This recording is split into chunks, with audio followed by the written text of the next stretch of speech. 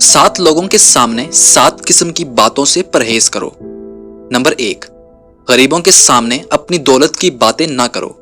Number 2, बीमार के सामने अपनी सेहत और तंदुरुस्ती का कसीदा ना पढ़ो। नंबर 3, मजदूर के सामने अपनी ताकत का इजहार ना करो। नंबर 4, कैदी के सामने अपनी आज़ादी पर फख्र ना करो।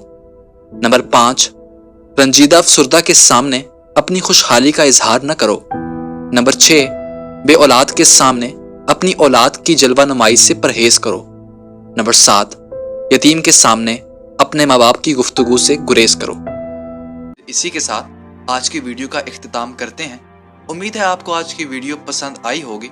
जाने से पहले वीडियो को लाइक करें, आई थिंक फर्स्ट को सब्सक्राइब करें और हमारे इंस्टाग्राम, फेसबुक और टिकटॉक के पेज को फॉलो करना हरगिज ना भूलिएगा। इसी के साथ आपसे इजाजत चाहेंगे। आप सबसे मुलाकात होगी अगली वीडियो में। तब तक के लिए अल्लाह हाफिज।